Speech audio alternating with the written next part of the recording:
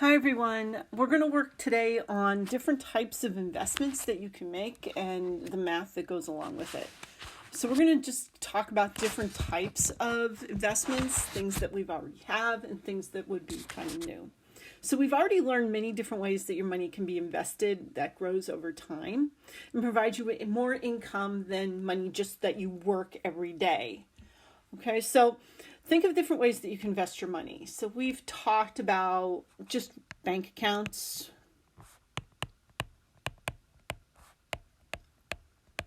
We talked about stocks and bonds.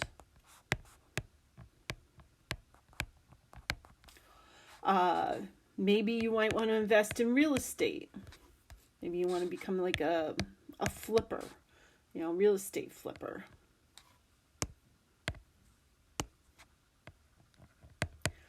We just did life insurance. Remember, whole life insurance gives you an investment part of it. Maybe you have things that people collect, back in my day, ancient history, like people started buying Beanie Babies and now they're worth money, or vinyl albums are worth some money. So there's some things that may be collectibles. Cars are a big thing in collectibles. People who bought their first car and it was a 1965 Mustang. Those are worth a lot of money right now. So when you're talking about your investments, you don't want to put basically all your eggs in one basket kind of concept. You want to diversify. So diversify means that you're going to describe a situation in which investors put money into different accounts to avoid being subject to potential volatility of one type of investment. So again, you want to put your money in different places in case something happens to one that you still have money in another place. Volatility is the potential severe ups and downs of different types of investments. So if you had money in the stock market in December, it's probably not worth as much as it is right now. An aggressive investment is investment that's like risky, okay? Something that constantly changes, maybe oil. That's a huge aggressive investment. And maybe something that's conservative, a safe investment with low risk of losing things. So things that are pretty steady, that grow maybe at a small, slower mutual funds or something like that. And liquidity is how fast can you get your investment converted into cash. Right now, let's say you're in stocks, and how fast can that stock can be converted into cash money that you can use?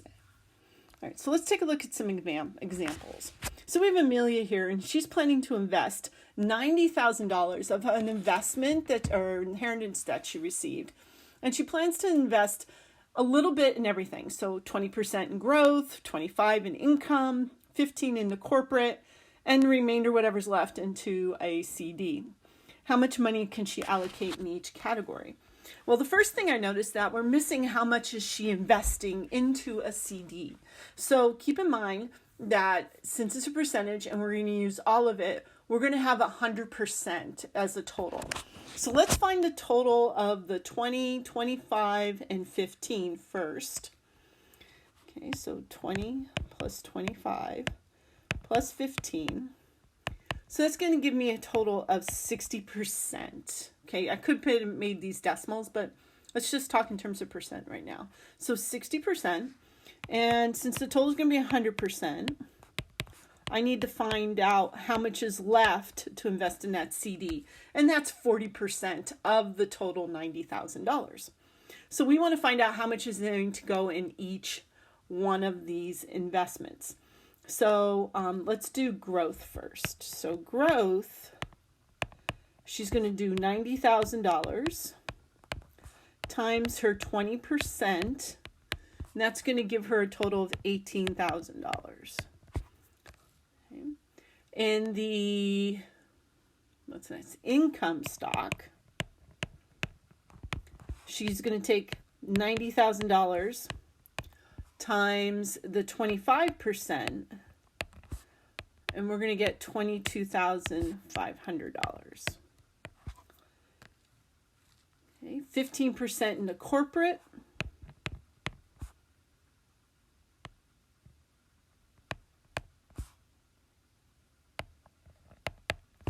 Okay, so $90,000 times 15. That's 13,500. And that leaves our CD, which would be 40% of our 90,000.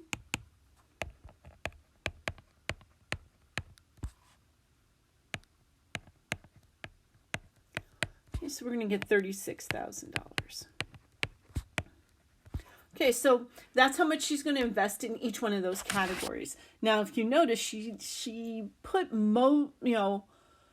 a good chunk of the money into income stocks, but in mostly CDs, which, remember, our CDs is a bank run thing, so that's kind of like an insured thing.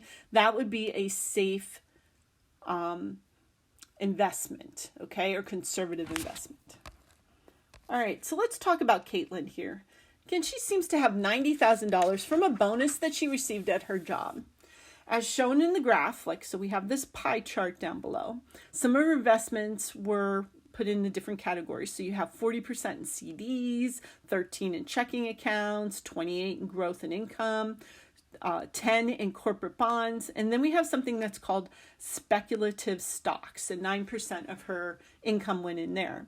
And basically it's like, hey, I'm going to take a chance on this up and coming company. All right, I don't know anything about it. It would be like if Apple just was like incorporated by Steve Jobs and it's just coming out and you bought into them even though they're not proven. And I wish we would have all done that because we would be making a mint at this point. So they're often very inexpensive, but really risky because if the company fails, you lose your money. All right, so we want to make sure. Okay, so if corporate bonds earn 8%, and the growth and income stocks earn 21%, CDs earn 2%, but unfortunately, the speculators lost 88% of their value, and the checking account grows by 1%. So what we're going to need to do here, it's basically 8% of the corporate bonds, which was 10%. So we got to take 8% of 10% and figure out what percentage of the money was actually gained. So the first thing we're going to have to figure out is the percentage of growth or loss, gain or loss. So we're going to do each one. So we're going to start with corporate bonds. Okay. And that grew 8%. So I'm going to do 0.08 times how much it was here, which was 10%. So 0.10. So we're going to get 0.008.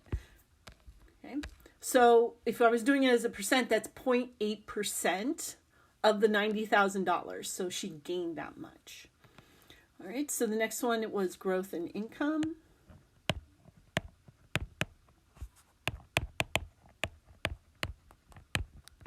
Okay. So that was 21% of 28%. So it grew 21% of the 28% that was invested. So that's 0.0588. Oh, sorry. That is, no, I did bad math there. That's 5. Okay, let me just double check my math here.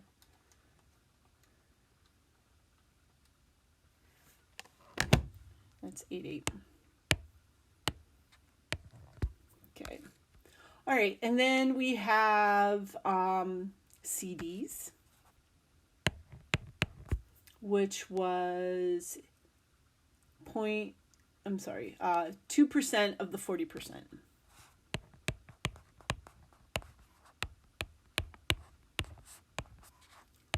Okay, so CDs grew 0.008. Okay. All right, and then the speculative stock loss. So I'm going to hold off on doing them. I'm just going to do the gains right now. And then the checking account grew 1%. So checking was 1% of the 13% that was invested. Okay, so 0.0013. Okay, so this is all the gains. So let's make a little note here. These are all the gains. Okay, and then it lost. Okay, so there was a loss. Let's just write it as a loss. Was the 88% of the 0.9% that was put into the speculative stock, and that's 0.0792. Okay, so this was a loss. So what we're going to want to do is figure out whether she lost or gained money. So I got to figure out the percentage. So I'm going to add up all the ones that were gains and subtract the loss. So 0.008 plus 0.0588 plus 0.0008 plus 0.0013. Okay, so the gains was 0.0761. We're going to subtract 0.0792 because that was a loss. Okay, so we're going to lose 0.0031 or 0.31%. Now we're going to times that by $90,000. So $90,000 is how much she invested. Okay, we're going to multiply that by the 0.0031. Okay. So she lost $279. So that's not a huge amount of money, okay? But $279 is still $279. So that's a loss. Okay. All right, so now we have Claire, and she's going to invest $12,000, and she would like to invest it for 4 years, and she's considering purchasing 240 shares of a certain stock, okay, in the Castellano Corporation. The annual dividend is $1.84 per share. Now remember, that means that that's how much she's going to make. Okay, so she invested at $12,000. This is how much she's going to make. So she bought 240 shares that made $1.84 each. So that's going to give her $441.60. Okay. Now, she did that for 4 years, so she let it hang out. It didn't change over the 4 years, so we're going to multiply that by 4 years. So at the end of 4 years, she made $1,766.40. It's not too bad. Okay, but let's see what else we're going to do with Claire. So what would Claire's investment earn if the stock was sold for $18,700? So she paid $12,000. She made $1,766.40, but then she sold it for $18,700. Let's see how much money she actually made. So let's combine the $12,000 and the $1,766.40. Okay, so that's going to be $13,766.40. And it was sold for $18,700. So let's see how much profit she's going to make. Okay, so 18,700 minus 13,766.40.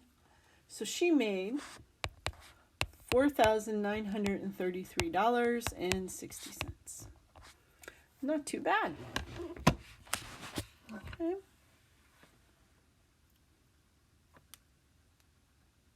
All right. Okay. So we're going to compare her investment for keeping the money to a money that she put into a CD instead of putting it into stock. All right, so let's figure out how much she would have made if she compounded continuously. So remember, that's our PERT formula. Okay, so she had $12,000. E, our rate is 0.03 times 4.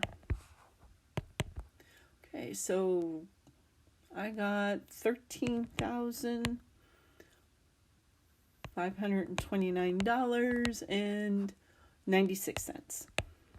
Okay, so let's subtract the $12,000 that she spent buying all this and investing it.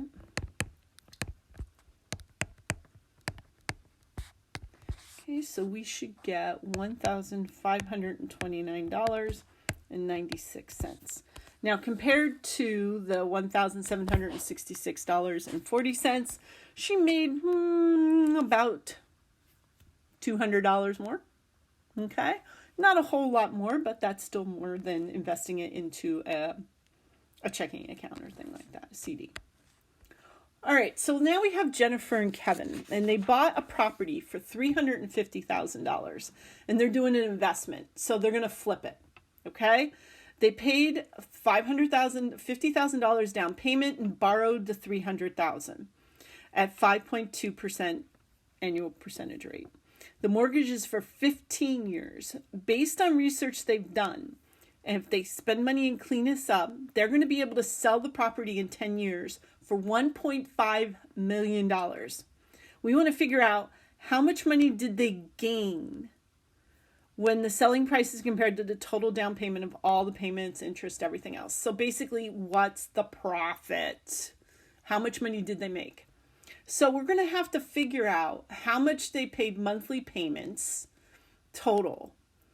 And then, because that's going to include the interest and the principal. That's why we want to do it that way. And then figure out how many months, multiply those two together, add the $50,000 to it, and then subtract it from the 1.5 million, see if they make a profit. All right, so we're going to need a new formula for this, guys, and this is going to be our monthly mortgage payment.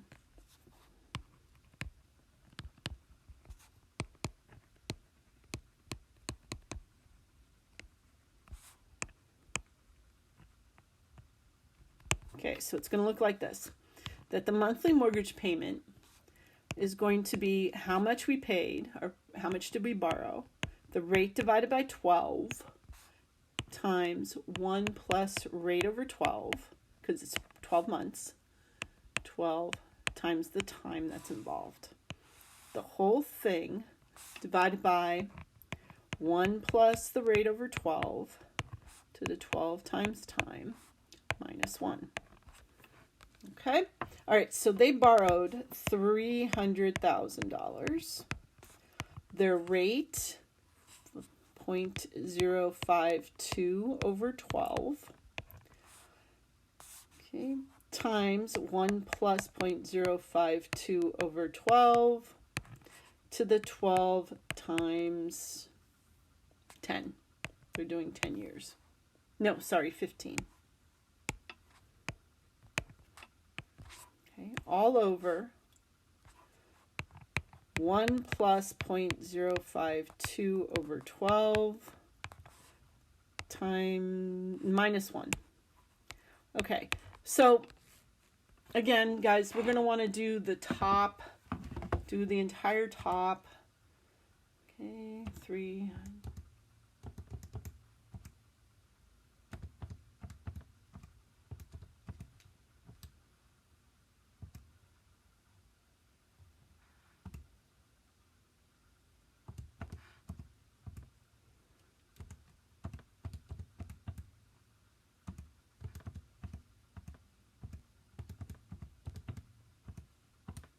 Okay, I got $2,831.14. Okay, we're going to divide that by, okay, well, I did forget to do the 12 times 15 here.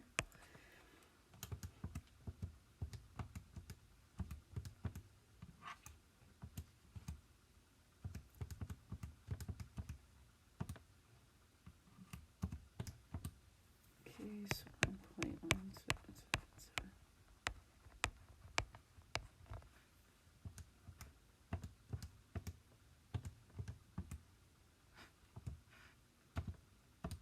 Okay, so I got $2,403.75. Okay, so that's their monthly mortgage payment. Now, they're doing it for 15 years, and there's 12 months in a year, so we're going to do 12 by 15. Okay, so we're going to get 180 months. That's how many months they're going to pay on this particular house. So we're going to do 180 times the $2,403.75. We're going to get $432,675. All right, and that's how much money they are going to pay over the lifetime of the loan. Now, we already put $50,000 on, so we're going to have to do that.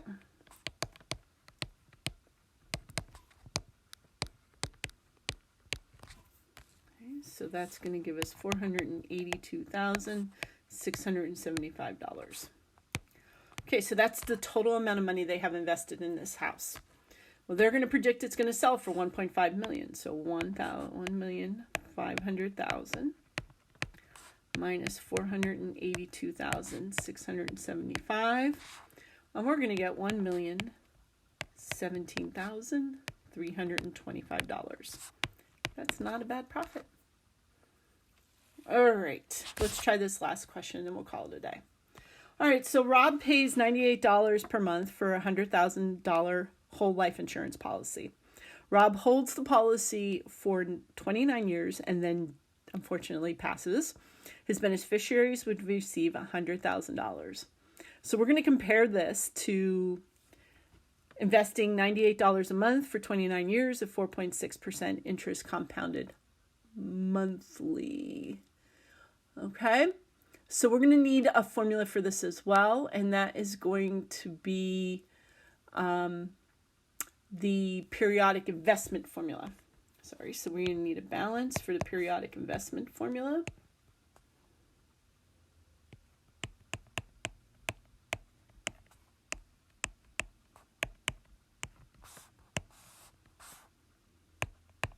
Okay, so we just used that the other day, so that should look familiar. So we're going to put 98 in, 1 plus 0.046 over 12 to the 12 times 29. We have the minus 1 all over 0.046 divided by 12. Okay, so let's do that top.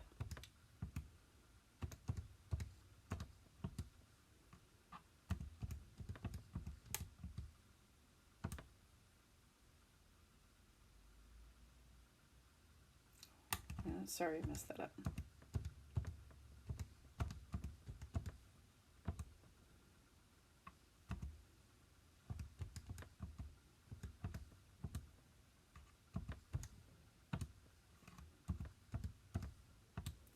Okay, so I got 80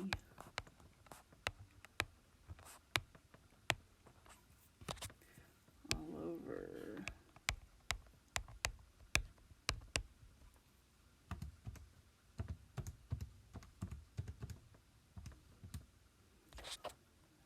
that is not right. Okay, let me do that again. That is not correct. Let me make sure I have the right formula. Okay. All right, so 1 plus 0.046 divided by 12 to the 12 times 29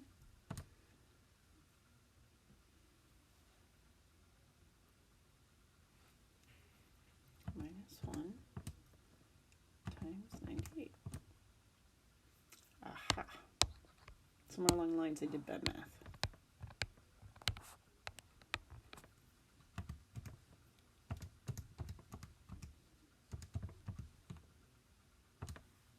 Okay, so we have $71,238.21. So it was better for him to have the whole life insurance policy. They made out better by about $30,000. All right, guys, let me know if you have any questions. Remember that staying in means that we're keeping everybody safe. Have a great day.